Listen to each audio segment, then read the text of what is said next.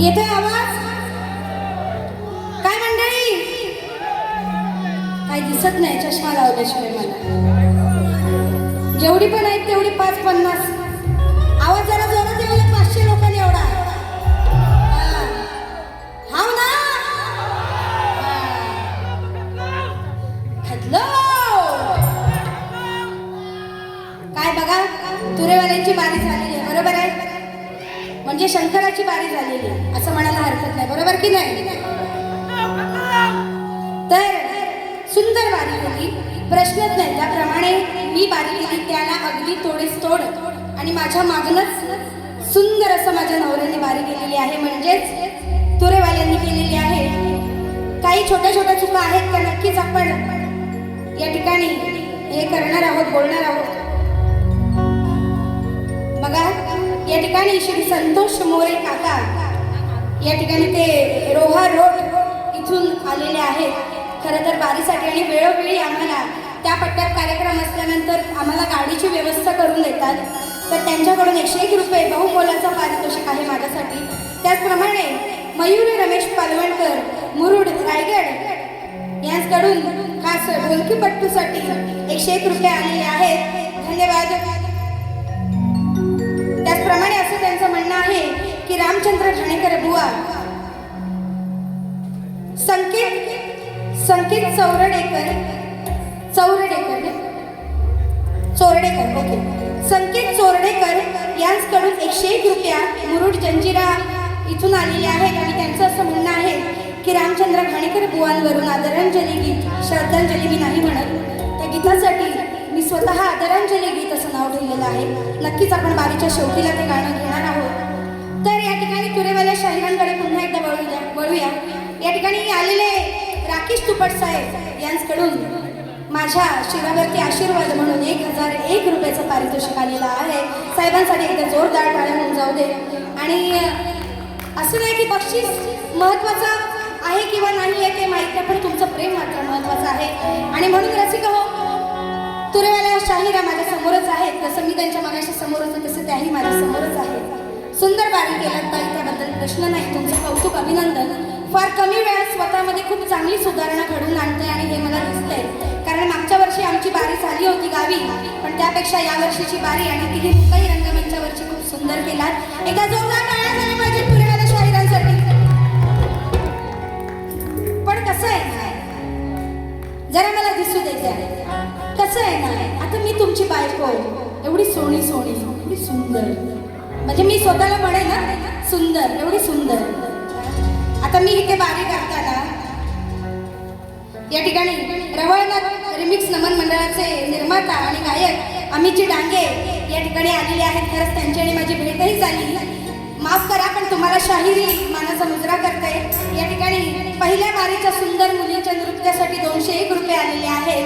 धन्यवाद. नाच मंडळ आभारी आहोत. तर कसं आहे ना सुप्रिया ताई, तुम्ही माझा नवरा, मी तुमची बायको. हा माझा नवरा, मी याची बायको, बरोबर ना? तर जशी बायको किती हसमुख आहे. अरे अरे अरे, म्हणजे बायकोला सांगायची गरजच नाही. बायकोच्या तोंडावरती नेहमी हास्य, म्हणजेच पार्वतीच्या. पण शंकराचा तोंड का पडलेला. अरे तुम्ही एवढी मस्त बारी गाताय, एवढं सुरात गाताय चांगलं, पण चेहऱ्यावर म्हणजे असं झालंय का आपली माशी झाली तुम्ही असं तर.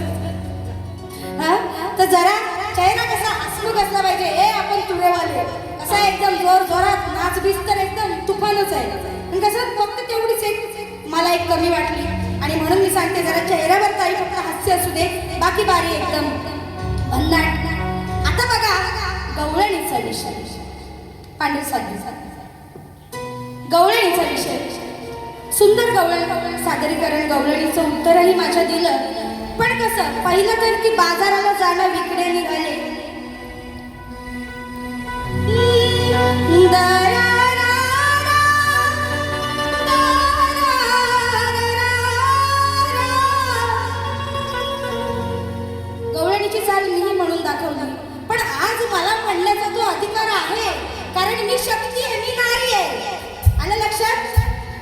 बाई माझ्या दुधात नाही पाणी.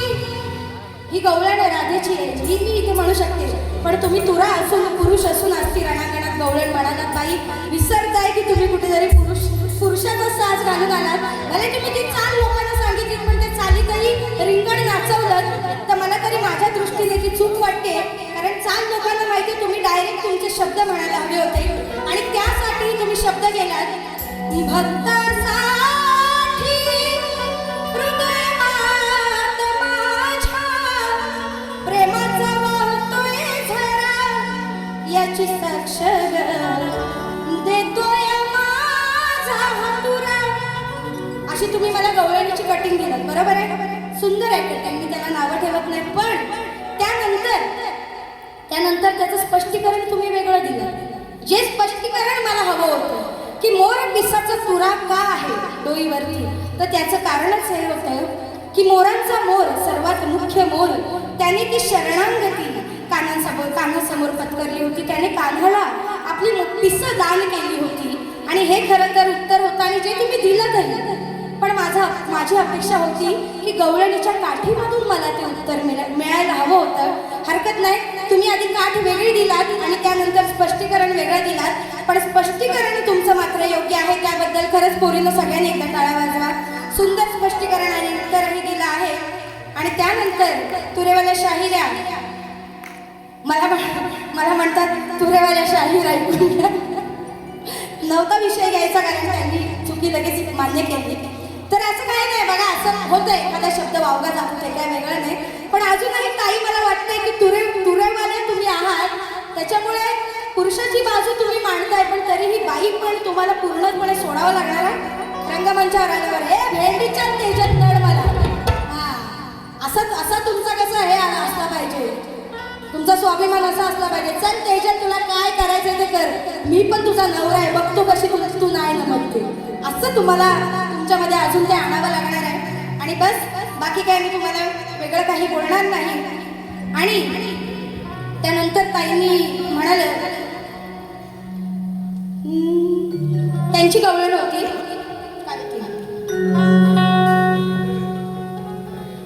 अरे सांगू का तुला काय हाय माझ्या मनात, लव करावं वाटतंय ग आता म्हातारपणात. म्हणून त्यांनी विषय माझ्यावर सोडले नाही बघा. अरे नवरा असून जीव का गुंतलाय कान्हात, राधा गुपचूप कान्हाला भेटे वृंदावनात. आणि मग मध्ये गवळण सुरू असताना बरंच काही काही बोलल्या की हिचा नवरा आहे ना, मग ही का मला भेटायला येते, कार चोरा, अय चोरा, तुला माहित नाही मी तुला का भेटायला येते ते.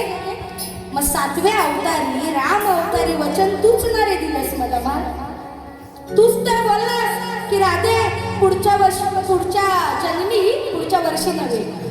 जन्मी मी तुझा कान्हा आणि तू माझी राधा म्हणून जन्माला येऊ, हे वचन तूच मला दिलंस. आणि स्वतःला त्या बाल रूपात आणि मला वैवाहिक झालेल्या स्त्रीच्या रूपात तूच नारे आणल्यास. तुझीच नाती लीला, तूच त्या त्रिभुवनाचा सगळा निर्माता आहेस आणि तूच नाही सगळं रचलंस. आणि आता मलाच म्हणतोस, मला दोष लावतोस की नवरा असून मला भेटायला येते म्हणून. मग तुला नको हवे होते ना मी, मग कशाला 7व्या अवतारात वचन दिलंस. मोठेपणा तू केलास, मी नाही केला, बरोबर की नाही. मग कशाला उगाच बोलायचं. मग आता बघा गवळणीची कठीण कशी आहे. अरे लीला ही तुझीच सांगते मी साऱ्या जनात, लीला ही तुझीच सांगते मी साऱ्या जनात. म्हणून गुंतले राधिका काना तुझ्या वचनात, म्हणून गुंतले राधिका काना तुझ्या वचनात, म्हणून गुंतले राधिका काना तुझ्या वचनात.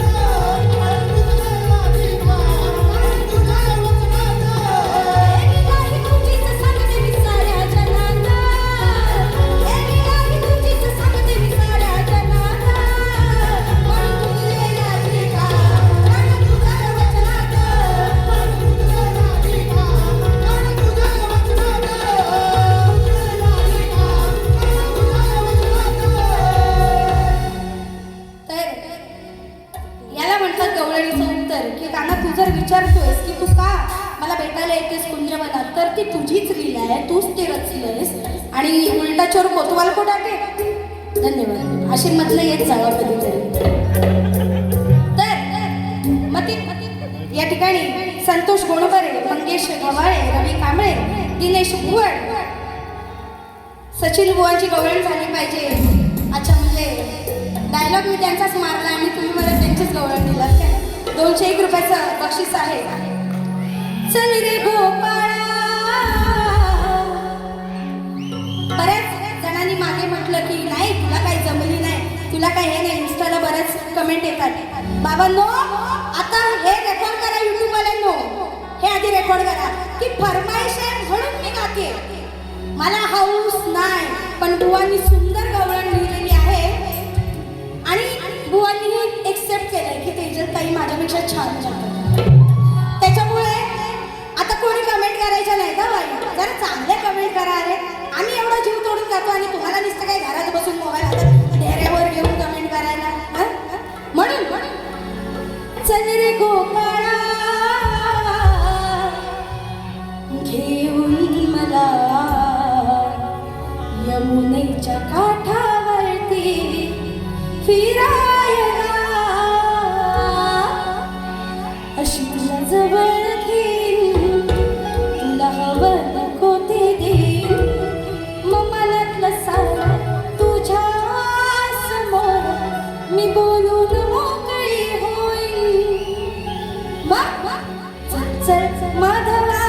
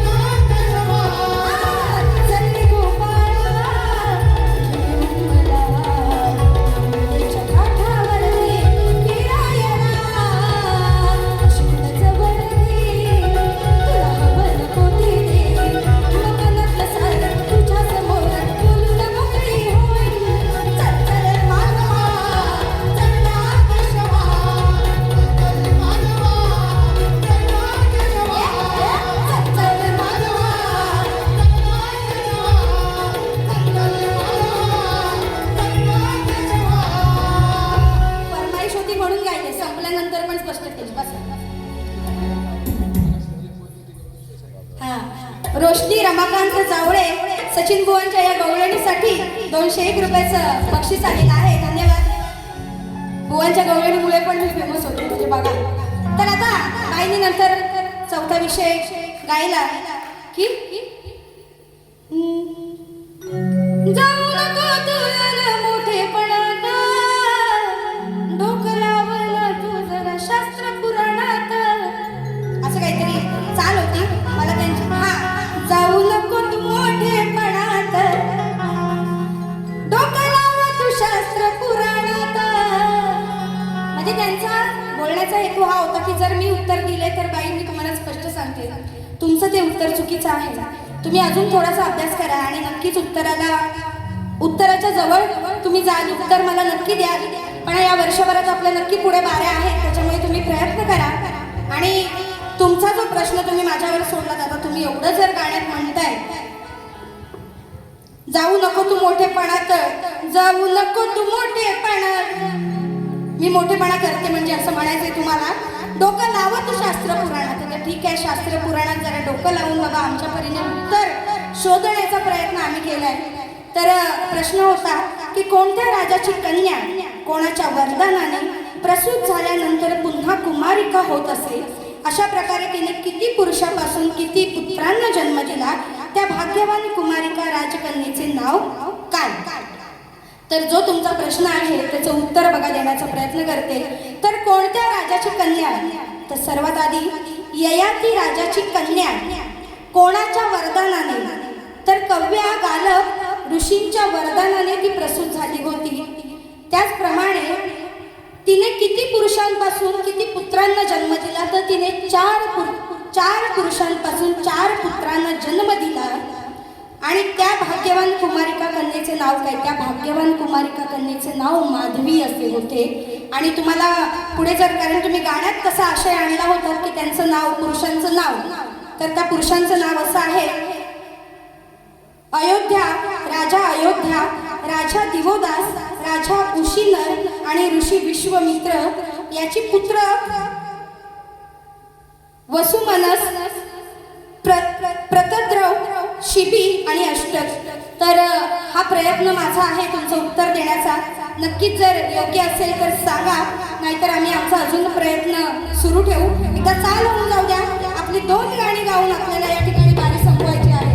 झाला वेळ.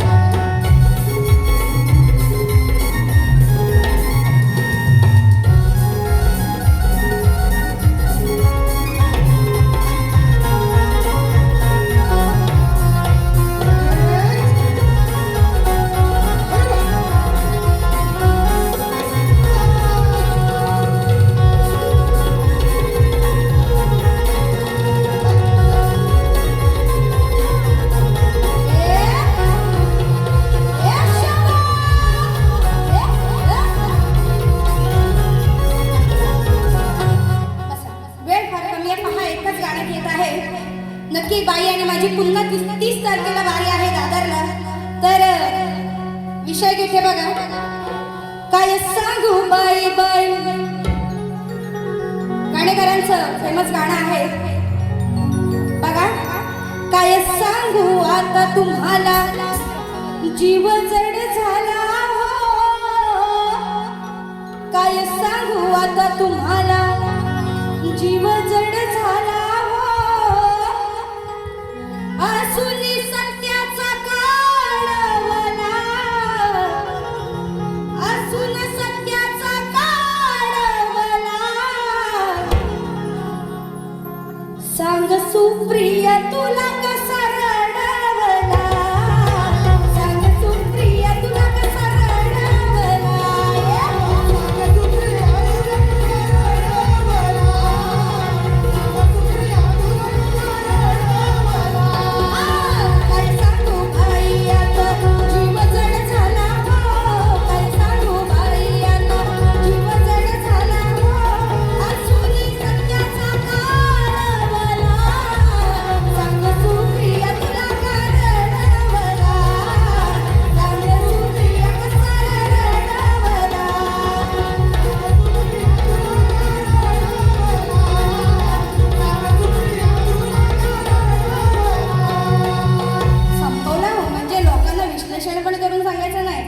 बाईंचं नाव सुप्रिया आहे, पण सुप्रिया बाईंना काय म्हणायचं नाही. सुप्रिया नावाचा राजा होता आणि तो फार मोठा शिवभक्त होता.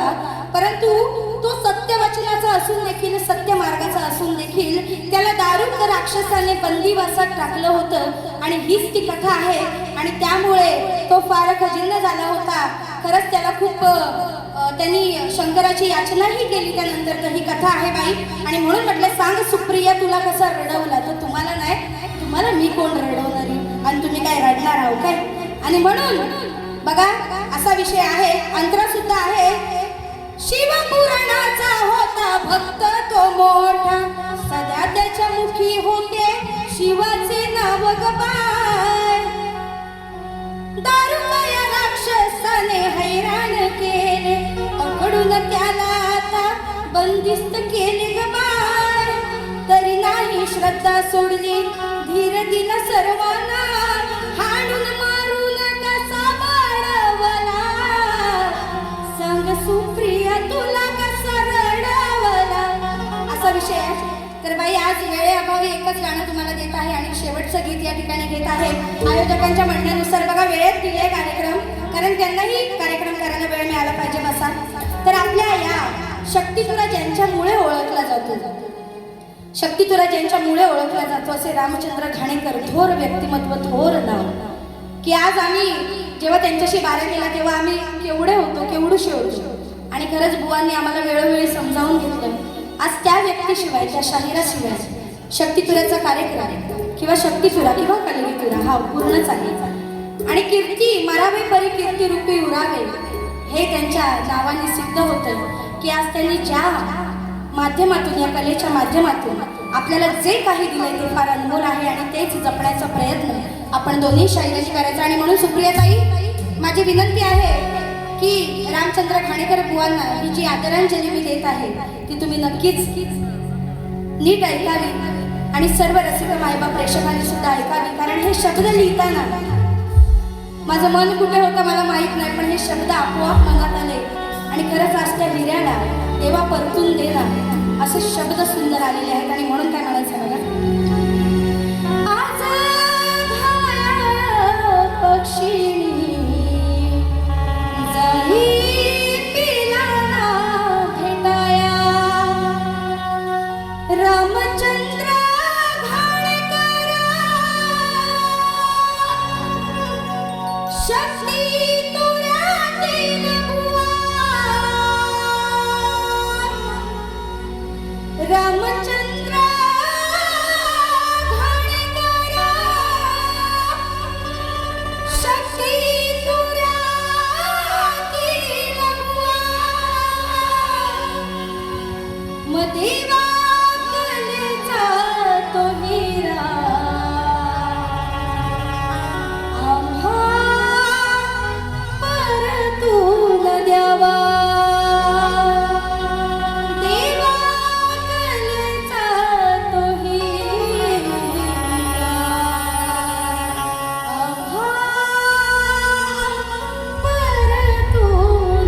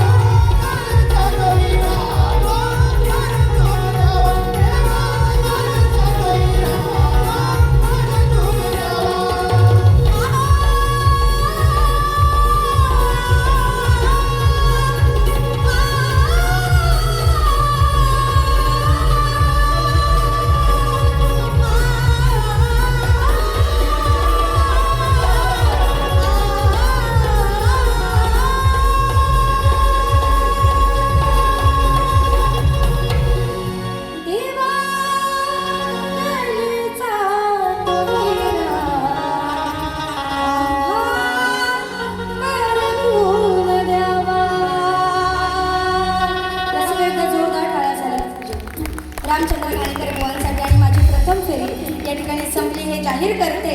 दुसरी फेरी या ठिकाणी संपली हे जाहीर करते. बघा माझं पण आता निघालं तोंडून, फंबल होतं